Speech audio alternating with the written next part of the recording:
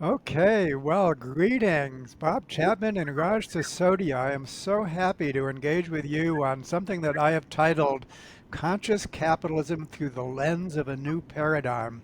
First, let me welcome you. Welcome, Raj. Welcome, Bob. Thank you for taking the time for this conversation.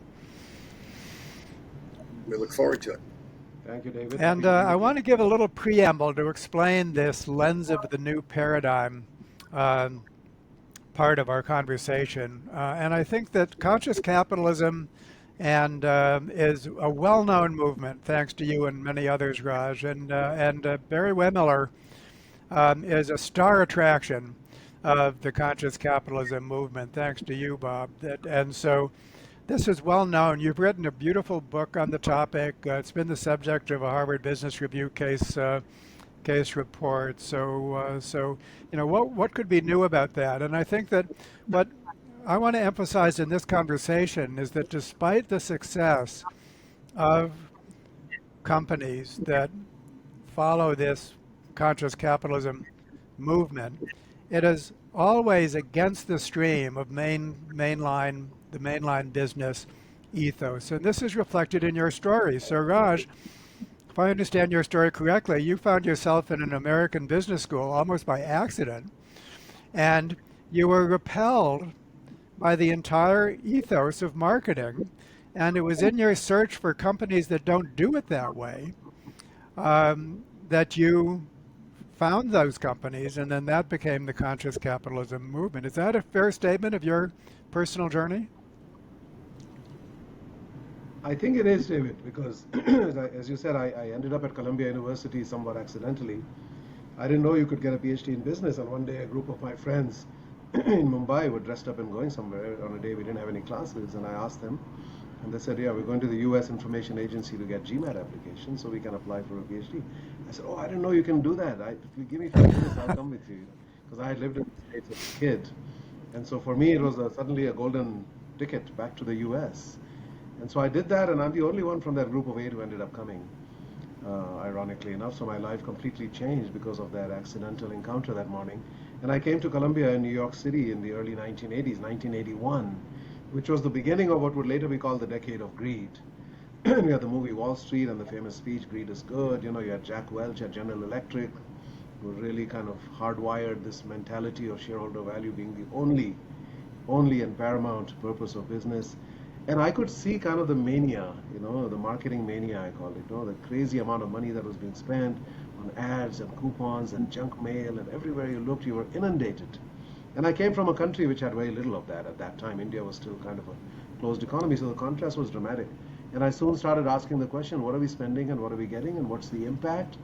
And over time, I developed almost a kind of antipathy and a degree of shame about my profession because I said we're not having a positive impact on people. We're using women's bodies to sell products. We're getting kids hooked on junky, foods, and we're creating a culture which is all about materialistic consumption, and people are becoming unhappy and unhealthy and so forth. And so I had this inner dialogue that my father got a PhD in agriculture science and he was trying to cure world hunger, and I got a PhD in marketing and I'm just trying to sell you more junk that you don't need. You know? And so that hunger for some kind of meaning and purpose was innate in me. I didn't have the language to say I need meaning and purpose, but I was always asking, is there a better way? Can we do this differently? And that is a powerful question, I think, in any scenario to ask, because the answer is always yes. And in my case, I was looking at companies that did not spend all this crazy amount of money. I mean, I was stunned when I did a study and I found that we were spending $1 trillion a year in 2004 on ads and coupons and junk mail. And that was more than the GDP of India.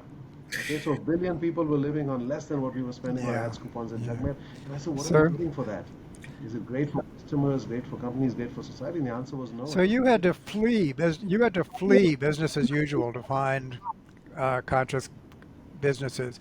And you, Bob, tell me you're not an egghead. You're a down-to-earth guy. What you've done is based on a series of revelations. And I remember from your book that you said that as someone who's deeply inspired by Christian values, your pastor has access to his congregation once a week, and you had access to your workforce 5 days a week.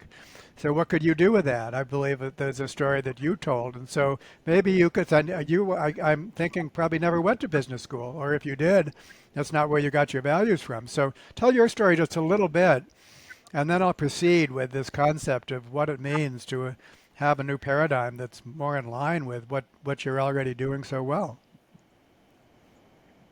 I think probably in a concise point, I have a traditional education in accounting, an MBA, Price Waterhouse, going into a family business, challenges of family business, old technology.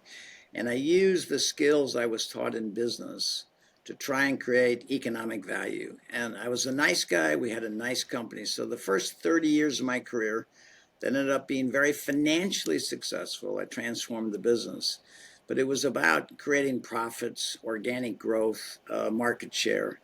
And about 1997 through about 2002, I had a series of three revelations. I call them revelations because they just happened to occur to me. I didn't read a book. Nobody counseled me. We didn't have a problem I was going to solve. I just had a revelation. And the one you mentioned was my mentor was our rector of our church, phenomenal gentleman, meant a lot to us. But one day after the sermon, I looked at my wife and I said, Cynthia, Ed has only got us for 1 hour a week. We have people for 40 hours a week in our care. And as I walked out of the church that day, I said, business could be the most powerful force for good in the world if we simply knew how to care for the people we had the privilege of leading. That was my, and the third revelation that the people remember the most, when I was at a wedding and watching two young couples in the pride of their families getting married. And I realized, because prior to that wedding, I was trained the way I saw people in our organization, 13,000 people around the world, as engineers, accountants, hourly workers, union workers, assistants. I saw them as functions for my success. I was a nice guy. We had a nice company. We were doing fine. But at that wedding, the experience I had is the lens through which I saw people was reversed. And instead of seeing people as a function, all of a sudden I saw people in my span of care as somebody's precious child who'd been placed in my care for 40 hours a week. And the way I would treat them would profoundly affect their health and the way they go home and treat their spouse and their kids and behave in our country. And what I realized is a profound sense of responsibility for the people. And I think it was capsulated by when Washington University organizational development professors interviewed me a few years ago. After an hour and a half interview, they said, "You're the first CEO we have ever talked to that never talked about your product." Okay. And I said, I've been talking about our product for the last hour and a half. Yeah. It's our people. I won't go to my grave proud of the machines we build. I'll go to my grave proud of the people who did that. Completely caught them off guard. So the lens, the main thing, my journey, those revelations changed the way I saw my sense of responsibility to the people whose lives were entrusted to me, and words matter. So that was really that revelation. And so today, and Raj is one of the people that saw it, that led us to a series of a commitment to start converting managers into leaders who had the ability to care for the people they lead. It was a very internal organic initiative, no outside advisors, and people like Simon Sinek, Raj Sisodia, Bill Urey, the McKinsey people came in and kept saying, "I've never seen anything like this. How is it possible that this kid from North St. Louis with an accounting degree would have these revelations and create a business model that people of Raj's caliber and others that came in and said, I have Yeah. never So that's seen how out of the anything box like of this." I believe without a shadow of a doubt today that some higher power is using us to show the world the way it was meant to be, where we care for the people we have the privilege of So leading. what this, just to bookmark this, both of you have a profoundly pro-social orientation. Your primary motivation is not self-serving. It's not even self-serving on the part of your company. It is it is pro-social towards your workforce, and of course the company has to do no harm either. So basically, this begins with a pro-social orientation. And then to leader, we'd want to add the adjective servant leader, as a phrase that I'm betting that both of you will approve of for sure. But so against that background now, where we have these that's so against the grain of business as usual, what would it be like? What would it be like if actually business as usual became centered on this? If there was some new foundation that was taught in business school. So business school would be the place where you would learn this, as opposed to what you had to, an obstacle that you had to overcome. So that's what's on offer. That's what I mean by the lens of a new paradigm. And it can be represented crudely by a single person, just as figures like Milton Friedman and Jack Welch are icons.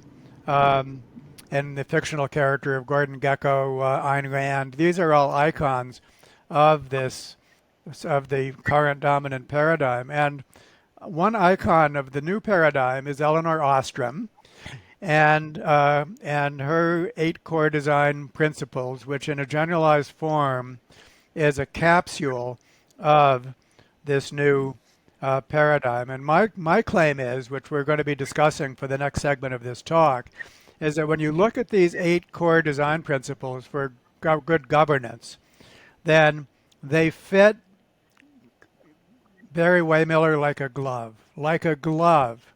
And you didn't know about them. And that's not how you came by your practices. You just described how you came by your practices. But the fit with these core design principles is amazing. And Raj, because we've been interacting in this way for longer than I have with Bob, I wonder if you could take the next piece of this and just describe when we started to meet what that added to all that you're already doing, which is so great. You saw an added value, and we've actually done a podcast on your podcast on this. But tell us a little bit through your lens about what our relationship represents, and especially about Elinor Ostrom and these core design principles. And we'll provide a link to them in the liner notes so that our audience can actually have these in front of them when they're listening to this.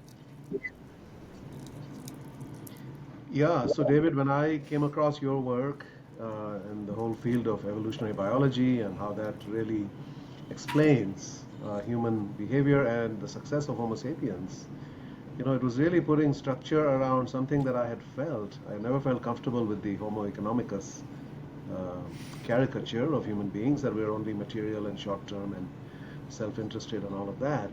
That we are much more than that, right? We're cooperative, and we are rooted in altruism and love, and we are purpose-driven and so forth. So I think there's a richer picture of human beings that is missing in economics and in business school. In hindsight, if I look at my 6 years of business education, it was all about the head and the wallet, right? It's all about the frameworks and the theories and the numbers, and everything is about the bottom line, and you completely bypass the human being in between.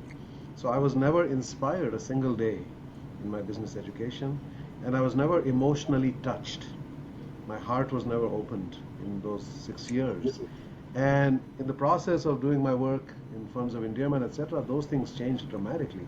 I was literally in tears as I was writing firms of endearment and telling some of those stories. And I said, my God, I haven't cried for 20 years, and now I'm crying because I'm writing about a company doing some wonderfully loving, caring things for their people. And I know when Bob gives his speeches, invariably he's moved to tears, and his audience is moved to tears. And these are very powerful things that defines us as human beings, right? What makes us different from other species? We have these capacities of empathy and caring and laughter and tears and all of these kinds of things. And we need to bring our whole human being into everything that we do, especially business, because we have such a deep impact, not only on the people who work in our companies, but the people who we serve, our customers. Everybody is impacted in multiple ways through every business. And so when you became part of my consciousness and we met, and I started reading your books, and I couldn't stop reading them one after the other. It's rare this late in life to have discovered something that is intellectually so exciting and new for me, because it was never part of my education. We all have heard about Darwin, but we have a caricature view, survival of the fittest, and we just think it's about that. And so it really inspired me and spoke to me in a very deep way. And I said, yeah, this is the Holy Grail. This is what we're looking for. This is the new theoretical foundation that we need to adopt because, the world is a prisoner of bad ideas. More so than bad people, Yeah. it's bad Oh, yeah. ideas that That's really hold humanity. yeah. There's a quote I have about that. Raj, that of course means so much for me to have you say that. But I want to make a point that when you look at the courtesan principles, and we'll touch upon them very briefly now, Bob. I'm going to kind of ask you some questions with these. But what you find is that they're very external. They have to do with things like decision making and monitoring and conflict resolution and things which are not like emotionally loving. I mean, that's actually, but what they do when they're implemented, it's like the structure that enables loving behaviors to thrive. They provide the social environment where prosociality can survive. And so just to pick one of them, Bob, to ask you now, forget about the courtesan principles. I'm just going to ask you about Barry Wehmiller. How are decisions made? How do you engage people in decisions? Do you have like top-down decision making, or is decision making more equitable? Does everyone get a chance to have input in decisions? How do you what did you arrive at when it comes to decision making? Well, I think you have to go back to kind of just step back a second and say what I was taught in business school was I took management classes, got a management degree, and got a job as a manager. And so I thought from that training and education that I was supposed to manage people. And so, and I thought managing people was when people came to you with an issue, you would tell them what to do and they would do it, and it felt good when people would do things you tell them to do. That's the world that I saw, was educated, and I experienced out in the world. And the revelation is when we learn that the greatest of all leadership skills in every part of your life, including work and being a leader, is to listen with empathy. Okay, that is the greatest, because if you listen to him, this one gentleman who worked in this plant for 30 years, we acquired the company, said, I've worked here 30 years and nobody ever asked me what I thought. They told me what I to do. And what we've realized is that the people know what to do. There's just a way to ask them how to do it and engage them. And he said, since you bought the company and you now ask me what I thought, I get to work with my team members to make things better. I go home at night feeling better about myself. And when I feel better about myself, I'm nicer Yeah. to my Yep. wife. Okay. And so when you treat people with respect, when you ask them their input, when they feel that they matter, okay, which is asking them and sharing information with them, that it dramatic. So again, one of the things, David, I want your audience to hear is never in my education, never in my experience outside for 30 years, did I ever hear that the way I would run this company would affect people's health and affect people's marriages and their relationship with their kids. But when we teach people to be leaders, 90% of the feedback is how it affects their marriage and their relationship with their children. Okay? Because leadership and parenting is identical. Okay? And never had occurred to me. So these were revelations to me from what I was educated and what I experienced in the world. And again, and that is why, what Raj came in and saw when he came in to look at this model of a company compared to what he'd seen at Whole Foods. Raj saw people come to tears to talk about what it feels like to be cared for. Okay. So, in terms of listening, in terms of leadership, leadership is stewardship of the people who you have the privilege of leading. And the word we use is not love. We genuinely care for the people we have the privilege of leading and treat them with respect and dignity. But again, it's not just about caring. You've got to remember, it's about people, purpose, and performance. It starts with our fundamental responsibility to the people whose lives we touch around a purpose that inspires them to share their gift. And then we have to Okay, create so Bob. value. We cannot be good to our team members if we don't Okay, create I got two value. more points. I just loving this. But so purpose. The Barry Wehmiller is a manufacturing company, and it makes stuff. That stuff is needed for society, but you wouldn't say that it's an exalted purpose. And so I want you to say more about purpose and why is it that you've more or less that for the people, for you and the people that you work for, there is such a strong sense of purpose when in fact the the company is making the stuff of the world, but how do you create this very, very strong sense of purpose? That, by the way, is the first core design principle. Well, yeah. So I would say to you that I believe a leader's responsibility, whether the president of the United States, mayor of the city, president of a company, is to give those people in your care a grounded sense of hope for the future. That's your primary responsibility, okay? That they feel safe in your care, that they can come to work knowing that they can raise a family. And so in terms of that fabric, people respond dramatically when you share with them where you're going, why you're going there. That gives them a sense of purpose. And the other thing is that we do it for each other. If each of us comes in and brings our gifts fully and shares them towards the goals of the organization that we all know, we create a future for each other. That creates a purpose. When each of us bring our gifts, whether you're in the accounting department or in the machine shop and assembly, and we look around and we see our team members and we feel and we care for them, we want to do our job well for them, not just for me and my career and my advancement. So part of the purpose is this shared purpose of creating human and economic value together. Our people are proud of where they work. They feel valued. They go home at night and have better marriages and raise better kids. So remember, the Industrial Revolution, in theory, Raj gives an eloquent presentation on the benefits of the Industrial Revolution. Well, we thought it was good pay, good benefits, okay? And it turns out that a century later, we have the most prosperous economy in the world, and we have the highest level of depression, anxiety, and suicide we've ever had. Why? We've got economic prosperity because we don't have human prosperity.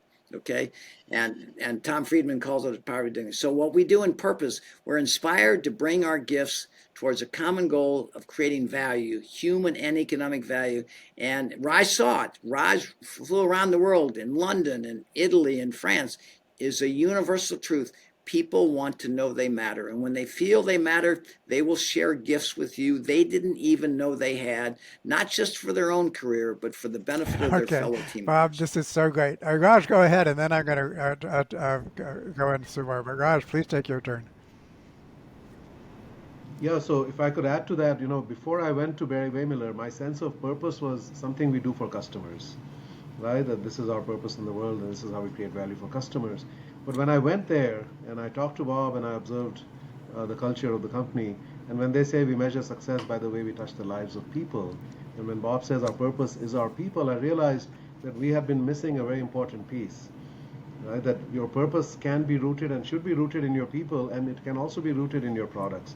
But it's like a plane with two engines, right? Ideally, you want both. You want a people engine and you want a product or a customer engine. But if you had to pick one, you have to pick people.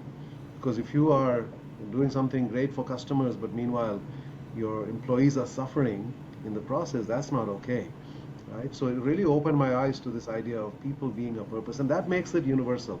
Every company in the world has people, and therefore every company has the potential to have a higher purpose right Yeah, there in this front is of them, even if they're making products that are just bare necessities, right? They don't inspire people to, you know, get excited to go to like work and make cardboard money out of boxes, those like products. cardboard But boxes. yeah, exactly. But the people are Okay, always this is so beautiful. Forgive me for being a timekeeper here because but I want to cover two more of the core design principles. One is um monitoring,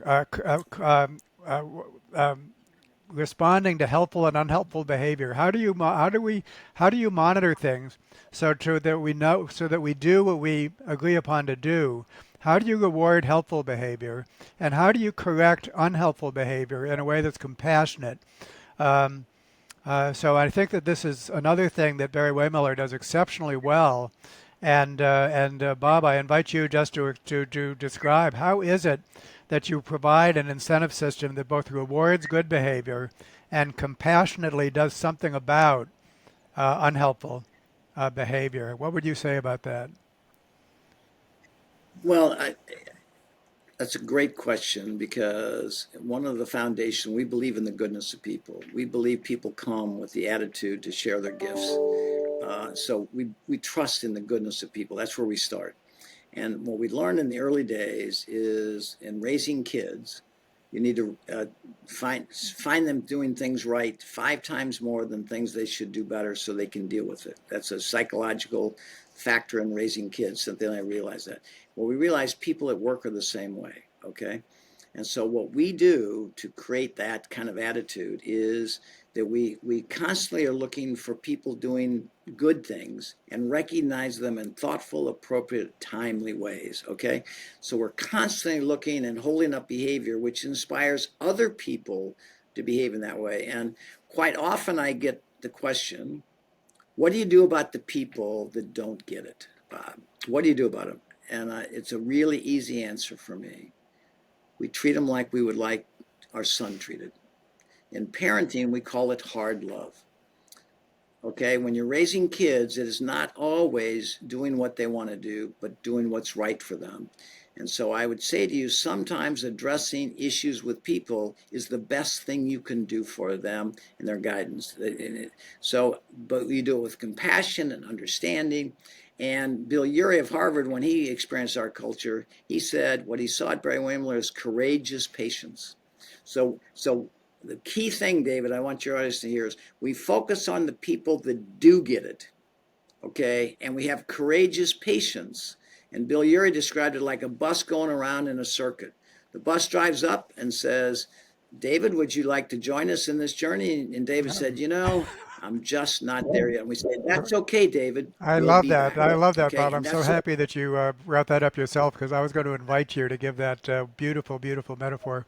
So I'm so happy that you just spontaneously gave it. I'm going to zip right on to the next one, which is related: conflict resolution. Conflict resolution. Conflicts will occur, and they need to be resolved in a way that is as quick as possible, and is regarded as fair by all parties. That's the wording of the design principles. So how do you deal with conflict resolution? This is right next door to what we've already been discussing. Well, the easy answer is that when we began Barry Wehmiller University to convert managers into leaders, people who have the skills and courage to care for the people they lead, we taught empathetic listening, which struck me as odd that we needed to teach adults to listen. But I would want your audience to hear it. It is the most profound thing we do to be caring and good stewards of people's lives, because when you show that you genuinely care, I guess we have conflict. I don't hear much about conflict in our company. I guess we have it. But what we do is we teach people, we teach listening all over the world, from India to Japan to China.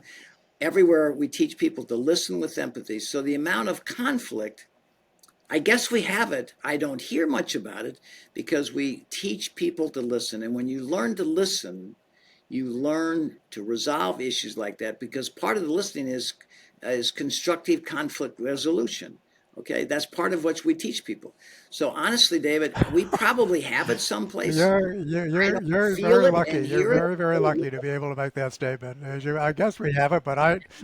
So, well, David, I go around the world and I have listening sessions and I say, this is what we believe in. How are we doing?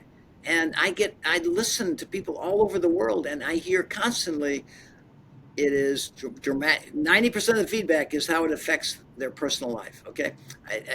90%. You know how that makes me feel? The healing power of business, that we could heal the brokenness in the world if we Yeah. simply knew Yeah. So, how to Raj, care you for wrote a these whole people. book called The Healing Organization, and I think this is a good moment for us to expand the view a little bit to other companies that you profile, and then I'm going to move on to another segment. But please take your turn, Raj, about this whole concept of the healing organization. Sure, and if I could just add one little note to what Bob just said, what I've seen at Barry Wehmiller is that when there are disagreements and people see things, they're brought up at an early stage and dealt with before they become very big conflicts. So, for example, at some of Bob's listening sessions, people will point out, here are things that the company is doing that are different from the words that you espouse. And the key thing there is to take immediate action to close those gaps. I think they call it mind the gap. Right? So anytime you see gaps, you start closing them. So it really sort of diffuses that potential big conflict that could arise over time because you've taken care of it. You've kind of nipped it in the bud when it's early on. And that's why it's one of the companies that I've seen which has very little overt conflict. There's no negative gossip. People just talk about each other in a positive way for the most part. It's a very unusual culture in that way. So the idea of healing was really inspired by Bob, because when I was with him a few years after we wrote our book, and I asked him how he was doing, and he said, "Oh, I'm off to Europe, and we're looking at about a dozen acquisitions this year, and so I've got a busy week ahead of me." And at that point, I think they had acquired 108 companies, and I said, "Bob, I know you already have all these companies, and you've got 26 children and grandchildren. It might be more by now." And I said, "Why do you need the hassle? You could be just relaxing in Aspen and playing golf and enjoying your family and the fruits of everything you've created." And that's when he said to me, "Raj, at the end of my life, I will not be proud of the machines or the money we made, but the lives we touched." And I said, "Bob, you're not growing a business, you're spreading a healing ministry. That the more Barry Wehmiller grows, the better life gets for more people." Right? They never sell a single company. They've never sold a company. They adopt these We're companies. going They to don't get to buy that. them. That's You don't buy actually the them. next segment, You but keep adopt. going, Raj. Yeah. And the more they grow, now this is not true in the world of business generally. When a company comes and acquires your company, what's going to happen? A bunch of people are going to get laid off. New managers are going to come in. Everybody's going to be put on aggressive cost-cutting targets, and it'll create enormous stress. This is what we contrast with a company called 3G Capital out of Brazil, which acquires a bunch of companies and does exactly that. So life gets pretty grim and dark when you get acquired by that kind of company, which has an empire-building energy, right? The modern empires are not the Alexander the Greats and all of that. They're the business empires. And those are built by conquest and hostile takeovers and massive human suffering at the core of it. And then you have this other model where you're growing like a healing ministry. And the more you, and Bob and leaders like him feel an obligation to grow, not a compulsion to grow. So these other companies, yeah, they have 18 billion and they want 30 billion, right? The three founders of 3G Capital all are in the 10 billion range. But there's a compulsion because there's never enough, because they measure by themselves by that. Whereas with Bob, there's an obligation to grow because he knows that there are Yeah, people let me waiting set the stage for this a for little more this. and then pass to you, Bob, because people who don't know this are going to be amazed by what I'm about to say, which is that not only has Barry Wehmiller done this for itself, but it has not acquired but adopted. That's the word you like to use. Over 120, maybe the number is still larger at this point. Other companies and transform them in the same way. And so, from a scientific perspective, this is unbelievable. This is like an experiment that's been replicated 120 times. That you can buy a company, which often is a struggling company, and then you can transform its culture without firing its personnel for the most part, and you can do it again and again and again. So in other words, we know it works because it's been replicated that many times. And so I really want to hear your view of how this happens. Just describe it in your own words. Is how are you able to perform this miracle again and again and again? Well, one data point. I began to acquire companies in about 1985 because I said to myself, having struggled to take the historic business to its future, I said, "I'm proud of our history, but our products don't give us a future. So we need to acquire companies that give us a better future." The only problem is I had no money. So that's how I began, probably over 140 adoptions now in my career around the world. And what I find, and people say, "Well, isn't it hard to have this caring culture when you are out adopting all these companies with different challenges?" I said, "It's the easiest thing we do. It's like feeding candy to kids. When we have the chance to adopt another company, it's like a church opening a church in another community." And I say to people, uh, "Welcome to the family. You've got a good future with us." And people cry, okay, because I remember this one lady said, "I never thought I was going to get to work for a company that cared about me." Isn't that a sad statement? I never thought I was going to get to work for a company that cared about me. And I say to people, my responsibility is to give you now a good future, so you can have a sense of dignity and safety. And people don't believe it. They can't believe it because they've never been cared for. They've been used to achieve financial goals and discarded. I mean, when you look at the layoffs occurring now in major corporations and the brutality in which people are let go, and you wonder why we have this poverty of dignity in this world, as Tom Friedman says, because when people don't, we think if we pay them well and give benefits, we've given back to society. In fact, it's not about paying benefits. It's about have you treated those people with respect and dignity, so that when they go home at night, they know who they are and what they do matters. That is the healing power of business. When you see your purpose as your people, now you need a product, you need a service, you need financial responsibility. That's just like, if you're raising kids, you need a job, you need a home, there are things you need.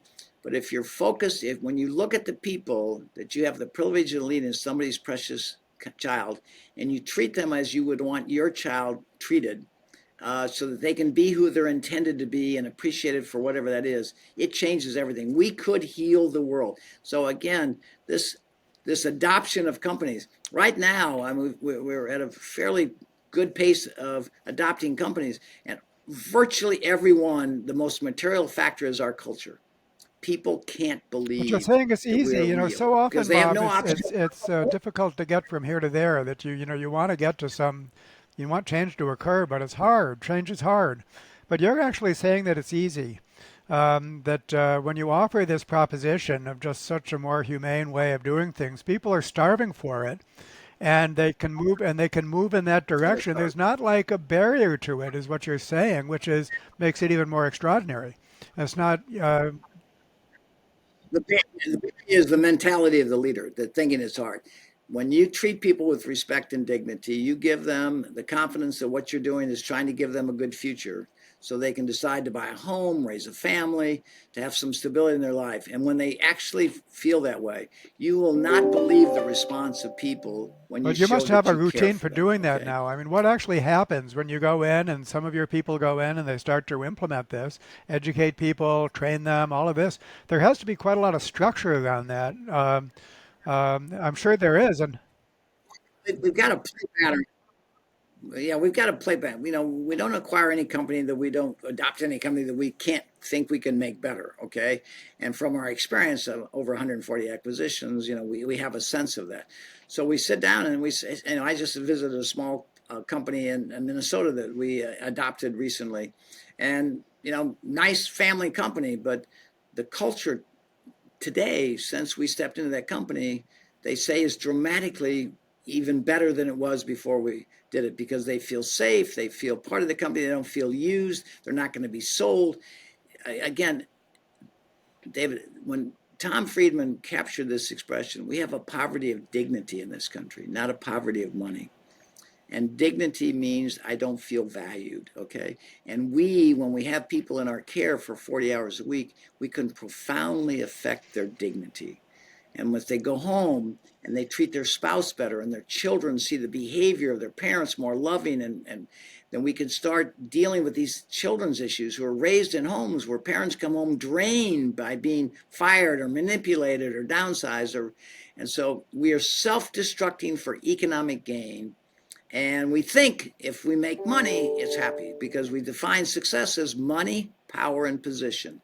It doesn't matter how you get it, as long as you get it. And then you can write checks to charity, and everybody will say you're a wonderful person. Okay. Uh, and again, I say to you and your audience, the greatest act of charity is not the checks you write. The greatest act of charity is how you treat the people now I you have have the one privilege more of leading. segment of this to cover with you, and I'm so happy for this, grateful for this conversation. And the final segment, I invite both of you to take in turn, has to do with um, graduating from the individual company to the whole cultural ecosystem. In other words, how does a company behave outside itself?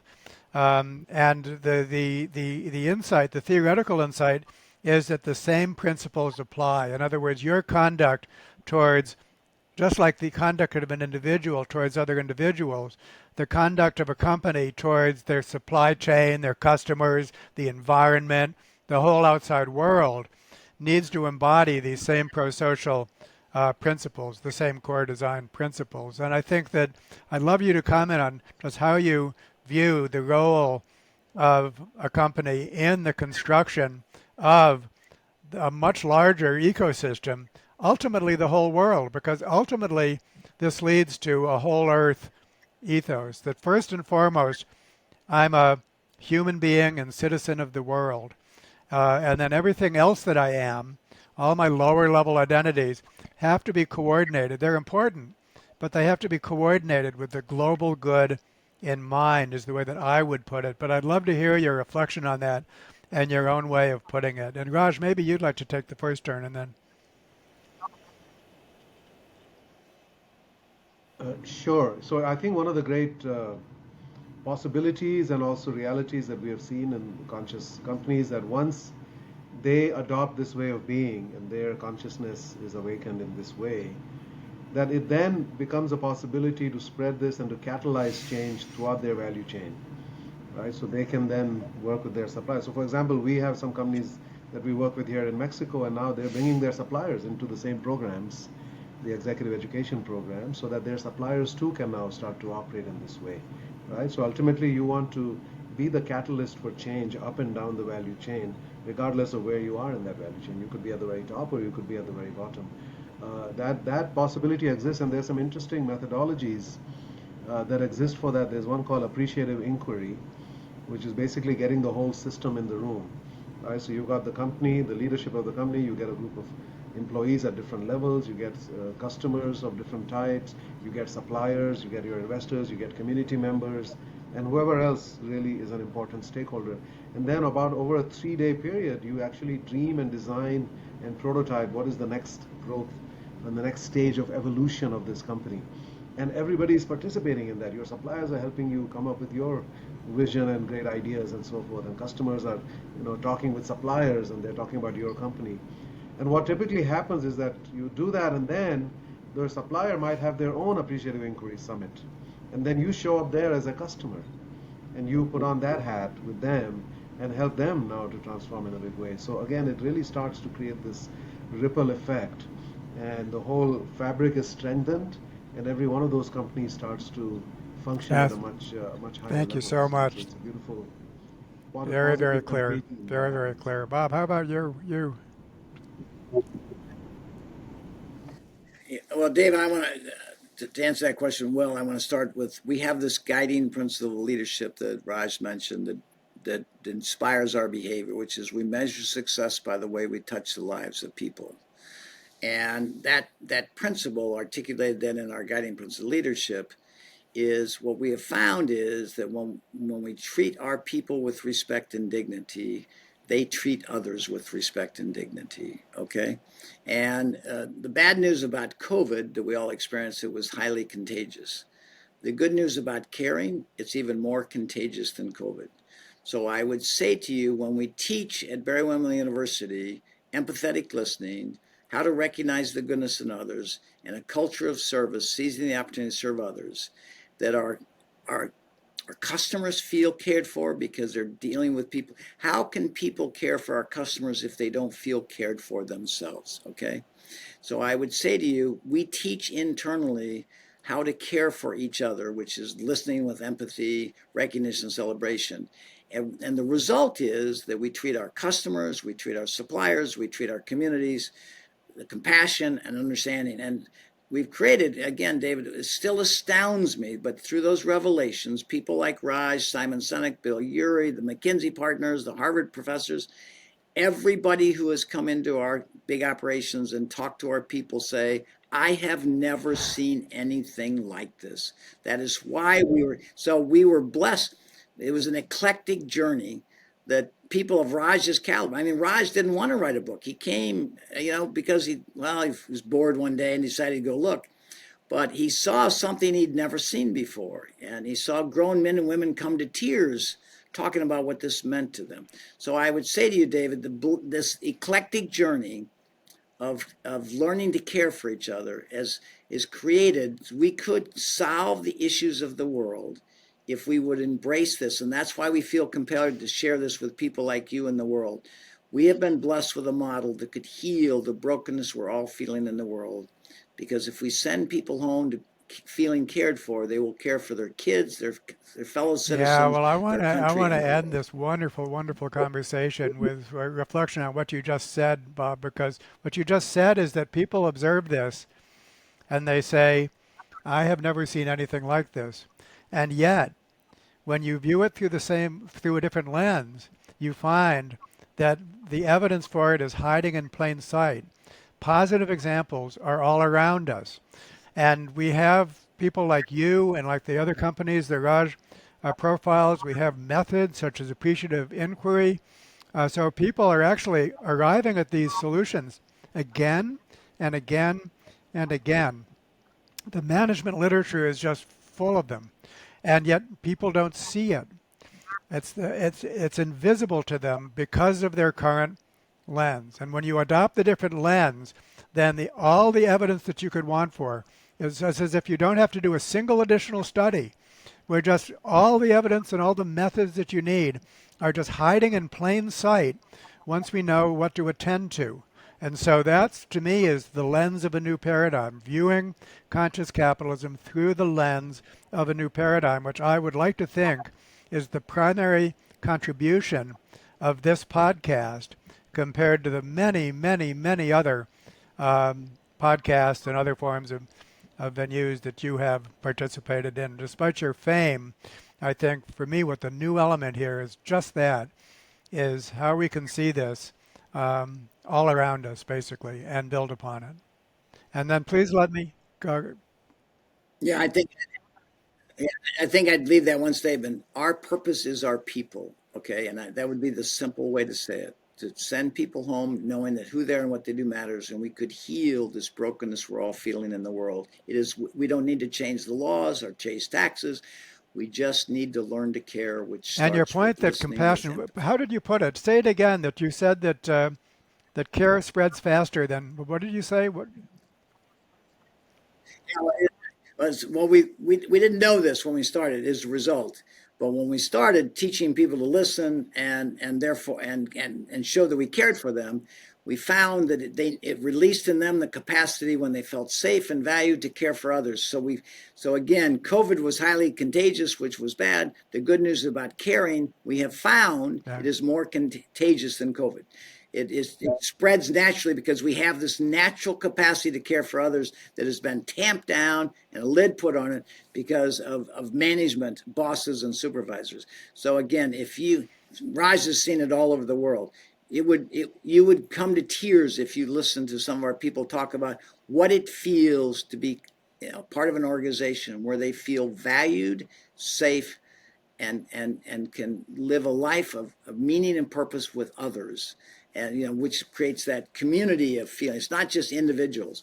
So again, I would say to you, I can't believe we've been blessed with this. With my background, it doesn't make sense, but it's so simple. We just need to learn to care. It's a skill, just like language is a skill. And it turns out what we started teaching at Barry Windmill University is how to care for others. And again, people, purpose, and performance. But to every leader listening to this, your primary responsibility is to give those people in your care a grounded sense of hope for the future so they can raise a family Thank you, and Bob. live in peace with Raj, you each get the other. last word. I think the great challenge before us as we seek to bring about this shift, the paradigm shift, as you know, a lot of people are deeply invested in the existing paradigm. And if their value system only consists of ego and power and money, then that existing paradigm has served them well, those in positions of leadership. I think there's a famous quote that it's very hard to get somebody to change their mind when their income and their salary depends on them not understanding something, right? It's hard to get them to understand something. So people who only care about money, and they've done very well under that scenario, they don't want to know this. They don't want to change because to them the existing way of doing things is working. But it really goes back to that, those people are not connected to their humanity. And we've kind of created almost this sociopathic mindset in people that business is only about this, and therefore to be a leader you have to adopt that exact same value system of only about shareholder value and profit. So it kind of makes us into sociopathic beings. and that can become pretty hardwired over time. And when everybody around you has that same worldview, it becomes mutually reinforcing. So I think breaking out of that is the great challenge. How do we touch people's hearts? And Bob does 80, 90 speeches all over the world. I do a lot of speaking. We're trying to reach people at that level. But there's some people that have built a Fort Knox around that. Okay, you Yeah, cannot go there, right? They don't want to be yeah, yeah. So, emotionally so touched at all because it would yeah, and threaten their ultimately, entire so it's a well-being. combination of changing minds and then changing rules and structures and norms and ultimately power distribution of power. All of these things have to take place. It's ultimately, until we change business education, we won't fix this. Business education teaches us academic skills to become an accountant, a marketing, a production, an engineer. It doesn't teach us human skills, and so we are producing a bad product out of our universities. So our universities need to own that we need to start integrating human skills with academic skills to create tomorrow's leaders who have the That's a courage great and way to end capacity to because it care. passes right on to other people that we're working with. Especially, I'll shout out to Michael Pearson and his Humanistic Management, International Humanistic Management Association, and the need to do exactly that, to rethink the theoretical foundation of business school education is part of the project. And I think that is in progress. And that's one reason why the new paradigm needs a new paradigm coalition, which we are building. And so here we are, and I think that this podcast is going to be a huge boost to the New Paradigm Coalition movement because it articulates what it means to have a new paradigm. So I'm so grateful to both of you for this hour that we have spent and so eager to share it far and wide. So thank you, gentlemen. Thank you for your interest. Okay. Thank you, David. Thanks.